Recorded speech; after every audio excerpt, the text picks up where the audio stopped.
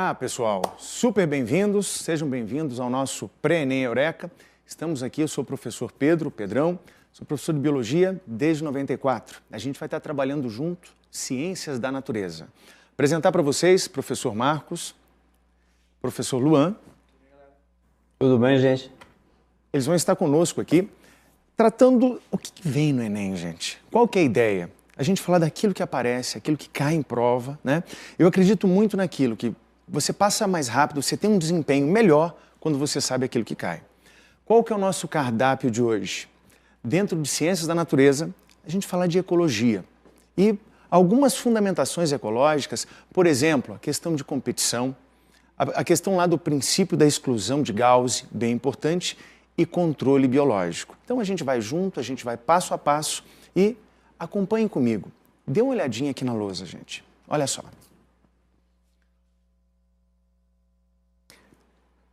Pedro, eu estou vendo aí um avião. Qual que é a ideia? A ideia, minha gente, vamos conversar um pouco sobre isso? A ideia é pesticida. Hoje em dia tem se falado bastante disso, né? Principalmente a utilização de DDT e BHC. DDT e BHC, tá? Então, quando a gente faz referência nas cadeias alimentares, qual é a ideia, né? Produtores, consumidores, quando eu faço a utilização desse DDT, desse BHC, o que eu vou ter no decorrer da minha cadeia? Um efeito chamado de efeito bioacumulativo. Em termos biológicos, aqui na Ciência da Natureza, o que eu preciso que você pense e lembre bastante? Os últimos níveis alimentares, os últimos níveis tróficos dessa cadeia serão os mais afetados. Então, é claro, eu vou encontrar esse poluente no produtor, tá? No início da cadeia, mas principalmente no decorrer da cadeia, se ele te der uma relação ecológica, lá com capim, grilo, sapo, cobra e gavião, nessa relação ecológica, onde eu espero encontrar o maior nível, a maior concentração de poluentes nos últimos níveis tróficos, nos últimos níveis alimentares, nesse caso, lá no gavião. Você vai notar que o ovo, né, a mamãe gavião, quando fizer a postura lá dos seus ovos, esses ovos possivelmente serão friáveis, estarão quebradiços, ou ainda, essa ave vai estar perdendo as suas penas. Então, quando a gente fala de inseticida organoclorado, cuide com efeito bioacumulativo no decorrer da cadeia, principalmente os últimos níveis tróficos sendo os mais afetados. Talvez você faça essa pergunta, Pedro, mas o inseticida é uma coisa tão longe assim, de mim, o que isso tem a ver, né, no nosso dia a dia? Qualidade de vida. Se a gente parar para pensar na biologia como um todo, tá? Lá o nosso fenótipo. Como assim, Pedro, fenótipo? Fenótipo visual. Fenótipo é carga genética mais meio. Ou seja, nós não somos apenas genética, nós somos genética em interação com o meio. Nossa, Pedro, mas nós falávamos de inseticida, ainda há pouco falamos do quê? De efeito bioacumulativo nas cadeias, e agora você falou a palavra genética. Sim, gente, tá? Então, no Enem, ele não vai te mostrar de maneira estanque, separada, genética fica lá num canto, ecologia fica no outro canto. Não, existe uma interação. Dê uma olhadinha comigo na tela. Olha só, quando nós falamos hoje de ecologia, o que é ecologia hoje? Ecologia é a parte da biologia que estuda o quê? Então vamos colocar aqui ó, no alto, né? Ecologia, tá? A ecologia. Quando eu paro para pensar em ecologia hoje, ecologia é a parte da biologia que estuda o relacionamento dos seres entre si, relacionamento ser, meio. Então, é a parte da biologia que estuda, é a área da biologia que estuda o relacionamento dos seres entre si e desses seres entre o meio. Vamos conversar um pouquinho? Então, Pedro, mas interação? Sim. Naquele exemplo inicial, quando nós falamos lá do DDT e do BHC, acumulando durante toda a cadeia. Então, muitas vezes, nossa, a gente fez lá uma dosagem no solo ou fizemos uma dosagem na água e a concentração do poluente em partes por milhão parecia pequeno. Mas no passo a passo da cadeia, o que eu noto? Um efeito cumulativo. Tá? Vamos trocar uma ideia com o nosso amigão que está aqui do lado, professor Marcos. Eu acredito que a gente vai fazer uma interação bem legal sobre esse assunto. Meu amigo, professor Marcos. Beleza. Vamos trocar uma ideia? Vamos. Hoje em dia, o que você tem notado em termos, a tua área, geografia, mas uma área que tem uma grande continuidade em termos ambientais? Olha que interessante. Vale a pena essa troca de ideia, porque quando a gente fala da geografia, da agropecuária, da agricultura moderna, tem uma relação direta com a biologia e com o que ele disse. Realmente. Então, por exemplo, hoje vou trabalhar um pouco com os senhores da agricultura intensiva. Numa agricultura intensiva, você faz um uso expressivo daquilo que nós chamamos de pesticidas e herbicidas. Opa, o que é isso? São os agrotóxicos. Então, a utilização de agrotóxicos em larga escala, com a intenção de gerar uma maior produtividade, uma maior produção, defesa de pragas, etc., consequentemente vai gerar danos no meio ambiente. Então, é claro, são duas áreas que são muito bem casadas. Não tem como você separar. Então, vale a pena. Você, meu querido aluno, quando estiver ouvindo isso, a questão da biologia sobre intervenção, alteração do meio ambiente, tem uma relação direta com a agropecuária, com a agricultura, principalmente a agricultura moderna. Vale a pena lembrar, né? Quando nós falamos em Revolução Verde, que é algo extremamente debatido na mídia, na televisão, em tudo quanto é canto, né? Nós falamos o tempo todo, aumento da produção de alimentos, a questão da fome no planeta agora, entra exatamente isso. A partir do momento que nós tivemos a Revolução Verde, começaram a questionar e a debater a degradação ambiental pelo planeta, pelo uso indiscriminado desses, digamos assim, produtos agrotóxicos. Não sei se você confere essa relação. E o que é interessante, concordo plenamente, e Marcos, o que é interessante também é a gente pensar no seguinte, em termos ecológicos, existe um conceito que é lá o da hipótese Gaia, né? Que vê a Terra como um organismo vivo, onde os seres vivos e o ambiente são inseparáveis. Então, é aquela questão, como você comentou, da produção de alimento. Perfeito. Mas a que preço? A que preço, né? A que preço? Então, pois não, Marcos? Vale a pena, realmente. A que preço, né? Mas a fome no planeta bateu a porta, né? Se não fosse a Revolução Verde, hoje nós teríamos um número expressivo de pessoas morrendo de fome. Só que é aquilo, né? O lucro faz com que as pessoas venham utilizar o produto de forma indiscriminada, sem controle. Então, por exemplo, depois dos Estados Unidos da América, o Brasil é o segundo maior consumidor de agrotóxico do mundo. Ou seja, é descabido. Então, falta uma política pública de controle, de conhecimento sobre o que vem a gerar na sociedade, no meio ambiente ou na natureza. Aquilo que você disse, o planeta é um ambiente fechado. É um ser vivo. Qualquer interferência eu vou gerar um dano, não importa. E a população humana gerou um desequilíbrio porque ela aumentou acima da capacidade do planeta suportar. Então a gente pode falar que o planeta hoje não consegue suportar toda essa dinâmica na economia ou produção, né? E justamente dentro dessa ideia, na biologia a gente procura utilizar estratégias. O que eu posso fazer para minorar a utilização desse DDT, desse BHC, desses inseticidas. Aqui na tela o que nós vemos, gente, olha só. Quem aparece? Larva consumindo mosca que procurava por alimento na flor. Tá? Então, eu tenho a larvinha, a mosca acaba consumindo essa larva. Você vai me falar, Pedro, mas coitada da larva. Aqui, gente, nós começamos a tratar um assunto bem interessante, uma estratégia. Que estratégia eu posso lançar a mão para sair daquela ideia do inseticida? Aquilo que você viu no início, do avião borrifando o DDT, o BHC, o pesticida. O que eu posso fazer? Por exemplo, controle biológico de pragas. Uma das estratégias. Eu posso utilizar, então, um biopesticida. Quando eu tenho um organismo que vai competir com a minha praga, ou um organismo que vai predar aquela minha praga, retirando a praga do ambiente. A partir do momento que eu retirei essa praga do ambiente, o que acontece? Bom, eu caminho em busca de equilíbrio. Eu não preciso mais utilizar aquele DDT, aquele BHC, aquele pesticida que iria se acumular no decorrer da cadeia. Tem mais ali? Claro que sim. Dê uma olhada comigo. Quem aparece? Nossa amiga Joaninha, também típico, clássico, lá no controle biológico de pragas. Então, o que nós vemos? Entra a Joaninha, como inseto, ela vai se alimentar lá dos afídeos ou pulgões. Dessa maneira, eu posso abrandar, eu posso minorar ou até mesmo nem utilizar o inseticida, nem utilizar o pesticida, né? Visando aí combater o pulgão. A partir do momento que eu utilizo a Joaninha vai, retira esse pulgão, tá? Que acaba sendo ali um parasita do vegetal, ele vai buscar seiva vegetal e dessa maneira eu posso minorar o uso de pesticidas.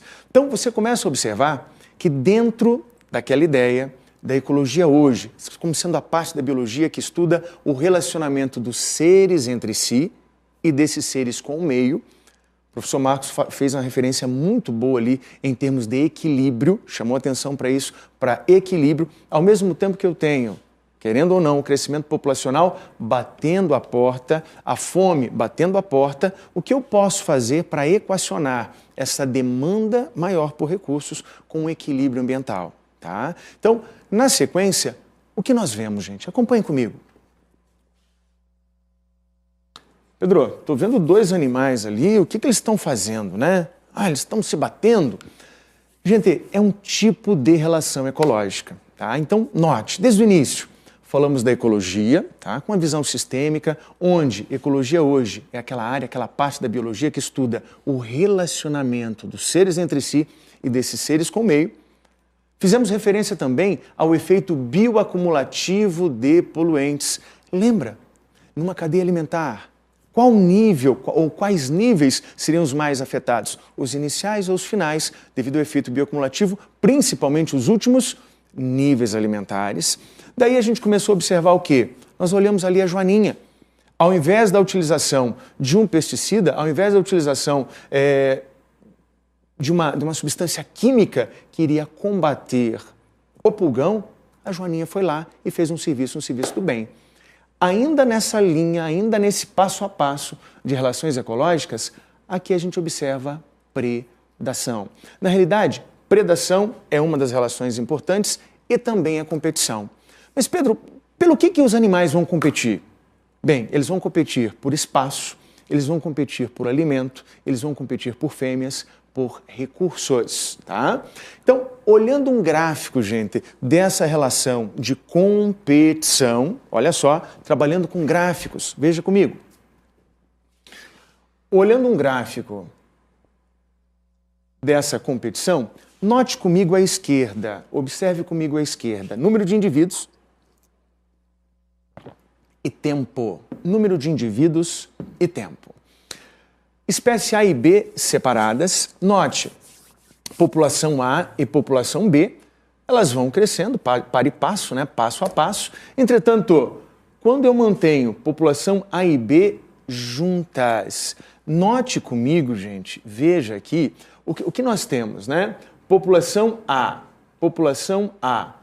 gradativamente, ela sofre um pouquinho, mas na sequência ela se mantém. Já a população B, ela vem e posteriormente ela sofre um decréscimo significativo, tá? Para isso é importante, vamos fazer um esqueminha sobre isso? Vamos, né? Então, para isso é importante a gente lembrar lá do princípio da exclusão competitiva de Gauss. Está aqui, princípio da exclusão competitiva de Gauss. Guarde esse nome. Vamos conversar um pouquinho sobre ele. Olha só. Quando nós falamos lá do princípio da exclusão competitiva de Gauss, o que ele fala para mim? Quando eu tenho duas espécies diferenciadas. Essas duas espécies vivendo num mesmo ambiente, num mesmo hábitat. Mas, Pedro, o que é hábitat? Biologicamente falando, seria o endereço mais específico, tá, daquele animal. Então eu tenho duas espécies distintas, tá, ocupando o mesmo hábitat, e ainda com um nicho ecológico extremamente parecido. Mas como assim nicho ecológico? Nicho ecológico faz referência à reprodução do animal, faz referência ao tipo de alimento que é o alimento escolhido por ele, eleito por ele, eu costumo dizer que nicho ecológico é tudo que o animal faz e como ele faz. Nicho ecológico é o modus vivendi desse animal. Tá, mas espera aí então. Nós temos duas espécies distintas, ocupando o mesmo hábitat e com uma semelhança muito grande de nicho ecológico, ou seja, duas espécies sofrendo uma sobreposição de nichos. O que o princípio da exclusão competitiva de Gauss fala para a gente? Olha a situação. Quando nós temos duas espécies no mesmo hábitat, endereço mais específico, e essa sobreposição de nichos ocorrendo entre eles, nicho, tudo que o animal faz e como ele faz, o modo de vida desse animal. Então nós temos essas duas espécies sofrendo uma sobreposição de nichos. Essa sobreposição de nichos leva a algo chamado de competição. Mas como assim? Você está falando competição pelo quê? Aquilo que nós tínhamos comentado ainda há pouco. Competição por espaço, competição por alimento, competição eventualmente por fêmeas, tá? Então, em termos de relações ecológicas, a competição que tem sido o nosso foco, a gente pode falar de uma competição entre seres de mesma espécie, como nós tínhamos visto, os dois animaizinhos ali dando cabeçada, né? Ou competição entre espécies diferentes. Falamos numa competição intraespecífica e interespecífica. No caso dos gráficos, nós temos duas espécies diferentes. Ele pode falar para você lá do Paramecium, tá? Um tipo de protozoário, Paramecium aurelia, Paramecium caudatum, separados, ambos vão bem. Entretanto, quando eu coloco ambos no mesmo meio, o que acontece? Segundo o princípio da exclusão competitiva de Gauss, duas espécies distintas, quando colocadas no mesmo hábitat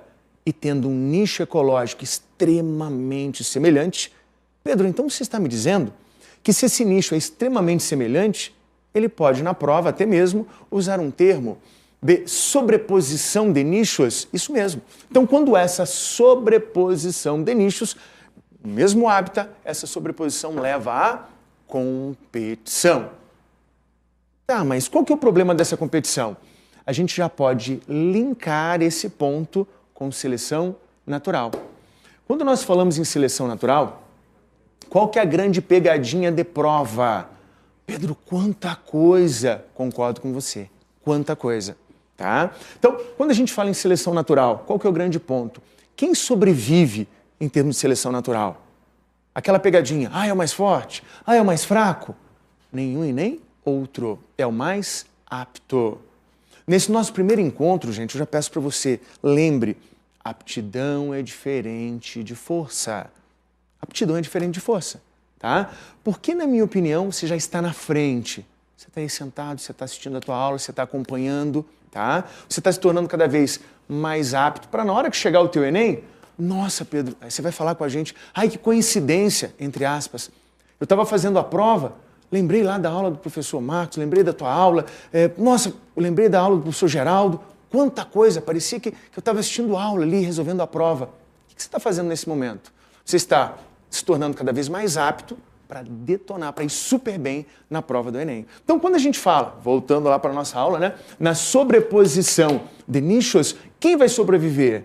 Não é nem o mais forte, nem o mais fraco, é o mais apto. É o mais apto. Então, fechando ali a ideia, né? Quando eu falo do princípio da exclusão competitiva de Gauss, duas espécies distintas, no mesmo hábitat, com sobreposição de nichos. Essa sobreposição de nichos leva a algo chamado competição. Mas competição é ruim? Gente, não dá para rotular, tá? Essa competição ela vai acabar levando o quê? A sobrevivência daquela espécie que for a mais apta de acordo com as demandas daquele meio, tá? Então, aquele ditado, né? O mais adaptado acaba se estabelecendo, tá? Então, de onde nós viemos, para onde nós estamos indo? A gente já vai chegar aí na questãozinha do Enem, onde nós vamos aplicar todas essas ferramentas que a gente está conquistando. Primeiro, ecologia hoje, estudando relacionamento ser, meio. Quando nós fazemos referência ao uso desequilibrado de inseticidas e pesticidas, o que nós falávamos? Lá numa cadeia alimentar, Quem vai sofrer mais? Onde espera-se encontrar a maior concentração do pesticida? Nos últimos níveis alimentares, nos últimos níveis tróficos. Daí, nós fomos lá para o princípio da exclusão competitiva de Gauss, sobreposição de nichos em espécies distintas no mesmo hábitat, levando à competição. Tá? Mais uma vez, vamos aqui pro Luan, pro nosso amigo também, o professor Marcos. Gente, e aí? Vamos trocar aquela ideia. Hoje, em termos ambientais, Marcos, quando a gente fala de sustentabilidade, Perfeito. a biologia fala que é viável. Há uma uma ideia proposta, de geografia. Isso, há uma proposta, quando a gente fala em geopolítica ambiental, né, quando a gente fala, tem já um termo, geopolítica ambiental, em sustentabilidade. Então, a ideia da sustentabilidade ele tem uma origem no final do século XIX, com os conservacionistas e depois os preservacionistas. Né? Lá na frente, em geografia, a gente vai aprofundar isso, porque é um assunto muito cobrado no Enem. Perfeito? Então, os preservacionistas tinham a ideia de que eu teria que isolar um meio, um ambiente, um parque, e aquilo não pode ser tocado. Uma ideia conservacionista, eu exerço a exploração, só que de forma controlada. Ou seja, numa visão de sustentabilidade, eu posso explorar desde que o meio, naquele habitat, tenha condições de reposição. Né? Ou seja, eu passo a gerar um equilíbrio natural. Mas isso não quer dizer que eu não possa explorar. Esta ideia, né, na geografia, na geopolítica ambiental, nós chamamos de conservacionismo. E vale a pena, né? A questão do meio ambiente, da degradação ambiental é tão debatida que vocês devem ter lido ontem nos jornais o Papa, numa nova encíclica, falando de meio ambiente. Por que estou puxando esse assunto? Nossa, o professor saiu lá de biologia, sustentabilidade, na qual você me indagou, para meio ambiente, falando do Papa. Bacana. Querido, amado, tema de redação no Enem. Tudo aquilo que for polêmico, que venha aparecer na mídia, com certeza você vai encontrar. Então envolve a questão da biologia, do meio, onde você falou dos seres vivos, da aptidão, né?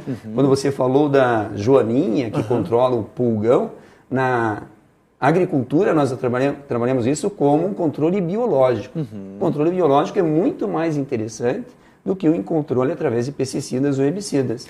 Aí vem a agricultura orgânica, né? Agricultura orgânica. Que assunto, um assunto puxa o outro, né, professor? Interessante, Marcos, isso que você falou da nova encíclica, né? Que acaba voltando lá na hipótese Gaia. Exatamente. Aquela inter-relação entre os seres vivos e o meio ambiente. Como nós não estamos dissociados do meio. A gente faz parte desse meio, né? A gente faz parte. Qualquer intervenção, qualquer, digamos assim, retirada ou ação humana vai gerar um impacto ambiental, indiscutível.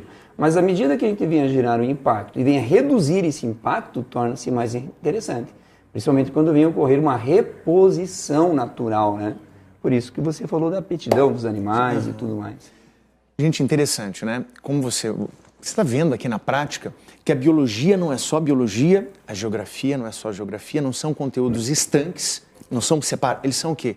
Intercomunicantes. E essa visão sistêmica, tá? Lembrando que o nosso amigo Marcos falou aqui, né? E trazendo para a biologia, onde eu posso escolher o que eu planto, só que eu sou obrigado a colher aquilo que eu plantei. Tá? Então, uma ideia de causa-consequência. Vamos avançar mais um pouquinho na matéria? Dê uma olhada comigo ali na tela. Olha só, controle biológico. Controle biológico. A gente tem modalidades de controle biológico, né? Peixes no controle lá da esquistossomose, doença extremamente importante. No tempo oportuno a gente vai tratar de doenças também. Peixes no controle de larvas lá do Aedes ou Aedes aegyptiae, tá? Então, peixes no controle de larvas, peixes larvófagos. Besouros e o controle da mosca do chifre, também controle biológico, onde eu tenho um competidor natural, tá? Retirando uma praga do meio, bactérias e vírus no controle de pragas e insetos, no controle de pragas e insetos. Depois, com calma, na hora que você for estudar, dê uma olhadinha. Pedro, eu vou escolher um desses temas, né? Quando você estiver falando lá de esquistossomose, estiver falando de uma doença, aí eu vou fazer o link, o gancho aqui com o controle biológico propriamente dito. Então, olha só, quando a gente observa questão do Enem em si, tá? Antes da gente começar a ler a questão ali, vamos só trocar uma ideia bem rapidinha para a gente poder acompanhar junto. Tudo isso que nós vimos até agora, gente, é base para a gente resolver a questão. Porque aí você já chega na questão, então aquilo do princípio da exclusão competitiva, aquele link que nós fizemos com seleção natural, o professor Marcos, o que ele falou ali da geografia e acrescentou muito aqui na biologia, a hipótese Gaia, ecologia como relacionamento ser-ser, ser-meio, tudo isso a gente traz para dentro da questão agora, tá? Vamos junto lá na questão, olha só. O controle biológico, técnica empregada no combate a espécies que causam danos e prejuízos aos seres humanos, é utilizado no combate à lagarta, que se alimenta de folhas de algodoeiro. Então, olha só a praguinha aqui, ó, tá? Olha só a praguinha aqui nesse contexto. Algumas espécies de borboleta depositam seus ovos nessa cultura. Pedro, peraí então, eu tenho uma lagarta e aqui do outro lado a gente fala de espécies de borboletas. Tudo bem. A microvespa Trichogramma sp, gente, aproveitando, coisa de professor de biologia mesmo, né? Se ele faz referência a uma espécie no singular, ele escreve o quê? Sp ponto. Como assim, Pedro? Eu não entendi uma espécie no singular. Se ele quisesse fazer referência a várias espécies, ele escreveria o quê? SPP ponto. O que é isso? Isso é nomenclatura biológica, tá? Isso vai ser ferramenta para a gente resolver outras questões. A microvespa introduz seus ovos nos ovos de outros insetos, incluindo os das borboletas em questão, tá? Então, o que nós temos? Algumas espécies. Cuidado com esse trecho aqui, gente, ó. Algumas espécies de borboleta depositam seus ovos nessa cultura. A microvespa introduz seus ovos nos ovos de outros insetos, incluindo das borboletas em questão. Pedro, mas quer dizer que elas não estão isoladas? Claro que não. Os embriões da vespa se alimentam do conteúdo desses ovos e impedem que as larvas de borboleta se desenvolvam. Olha só, aqui, ó. Os embriões da vespa se alimentam. Então, o que ele está contando para a gente? Ele está mostrando um pouquinho, né, lá do nicho ecológico, tudo que o serzinho faz e como ele faz. Qual que é o nicho no que se refere à alimentação? Os embriões da vespa se alimentam do conteúdo desses ovos, impedem que as larvas de borboleta se desenvolvam. Olha só, o que ele mostra aqui para mim, ó, impedem o desenvolvimento lá dessas larvas de borboleta. Então, uma das espécies servindo como se fosse como um freio para a expansão da outra. Assim, é possível reduzir a densidade populacional das borboletas até níveis que não prejudiquem a cultura. Lembre daquela nossa interação lá com a geografia? Uma interação em termos de equilíbrio. Note, não tem, a prova do Enem, gente, tá? O texto, ele não faz referência a extermínio. Olha o detalhe. Assim, é possível reduzir a densidade populacional das borboletas até níveis que não prejudiquem a cultura. Então, ninguém aqui está defendendo, vamos conversar só um pouquinho sobre esse trecho. Note que ninguém, gente, está defendendo, vamos colocar uma redoma, tá, ali na cultura. Não é isso. Lembre, interação ser-ser, ser-meio. Uma interação sustentável. Então, o que eu preciso pensar? Pedro, mas eu tenho ali um ser combatendo o outro? Sim, dentro de um equilíbrio. E tem uma palavra-chave para isso. Pedro, que palavra é essa? Homeostase. Tá? Então, note que em equilíbrio, gente, eu posso utilizar uma espécie como um biopesticida de outra. Então, uma espécie regulando a população de uma outra espécie, tá? Voltando lá no texto, a técnica de controle biológico realizado pela microvespa Trichogramma sp, aqui de novo ele faz referência ao SP, consiste na. Então, questão fazendo referência a controle biológico de pragas. Palavra-chave, sustentabilidade. Sustentabilidade. Vamos avançar um pouquinho? Gancho da pergunta, antes da gente ir para o próximo, né? Para a gente ver as proposições que ele deu para a gente. A técnica de controle biológico realizada pela microvespa consiste na... Então ele quer saber qual que é o papel, o que ocorre na prática, né? Vamos dar uma olhadinha? Vamos ver aqui, ó. Letra A. Introdução de um parasita no ambiente da espécie que se deseja combater. Letra B. Introdução de um gene letal. Minha gente, gene letal. Peraí, hoje nós falamos que fenótipo é genótipo mais meio. Foi a referência que nós fizemos à genética. Mas em momento algum nós falamos em gene letal. Letra C. Competição entre a borboleta e a microvespa para obtenção de recursos. Competição não. Na realidade, até agora, das três primeiras, a letra A é a que está se adequando. Introdução de um parasita no ambiente da espécie que se deseja combater. Letra D. Modificação do ambiente para selecionar indivíduos melhor adaptados. Aqui, gente, ele poderia fazer o quê? Ele poderia te confundir. Lembra lá da seleção natural? Tá? Realmente, quando a gente fala em seleção natural, o mais apto vai se estabelecer. Mas no contexto da questão, o contexto estava utilizando o quê? Um competidor natural, um parasita natural, visando frear o crescimento populacional de outra espécie. Tá? Então não era uma questão específica de seleção natural. O dado da letra D, se você for observar aqui a seleção dos mais aptos, tudo bem. O problema é o contexto. Tá? Eu sempre preciso remeter ao contexto. Letra E, aplicação de inseticidas a fim de diminuir o número de indivíduos que se deseja combater. Se você parar para pensar, nós falamos o que hoje, durante boa parte da nossa conversa? Dessa diminuição do uso de inseticidas, ou melhor até, da substituição desses inseticidas de uma maneira equilibrada pelo controle biológico de pragas. E controle biológico de pragas, qual das opções traz para o controle biológico de pragas? Aqui ele faz referência ao inseticida, na letra E.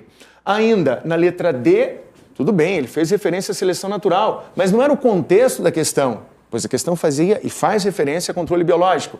Em C, competição entre borboleta e microvespa para obtenção de recursos. Na realidade, nós não vimos uma competição, nós observávamos o quê? A introdução de um parasita no ambiente da espécie que eu desejo combater. Então, aqui na letra A, ele trouxe o foco da questão. Conversando mais um pouquinho sobre isso, tá? Cuide. O meu guia, gente, no Enem é aquilo que ele está me dando no texto. Você notou ali, principalmente naquela proposição de seleção natural, poxa, ele falou algo legal de seleção natural, mas quando eu remetia ao texto que deu origem à questão, a proposição acabou ficando inválida, tá? Gente, aquele nosso último contato com os nossos amigos, né? Aquele último bate-bola que sempre acrescenta, né? Meu amigo, professor Marcos. Perfeito. Olha só que bacana. Não tem como você separar hoje no Enem nenhuma área do conhecimento com a outra. Se nós tivéssemos aqui agora um professor de Química, com certeza ele iria trocar alguma ideia, porque estaríamos falando de agrotóxicos. Perfeito? Como você disse, questões do Enem hoje são questões de interpretação e análise de texto. Então, se você ler o texto com atenção, com acuidade, você consegue chegar à resposta. E Marcos, muito bacana isso. Muito bem o que você acabou de dizer. É interpretação e a gente precisa de uma base teórica para isso. Exatamente. Foi isso que nós construímos juntos aqui. Hoje, perfeito. Lembrar que quem está bem informado só acrescenta, né? Realmente. Só acrescenta. Todos os dias, uma bela leitura. Minha gente, que bom que você está aí. Vamos perseverar, vamos junto. A gente vai conseguir. O melhor vai acontecer. Obrigado pela sua atenção. Tchau, tchau.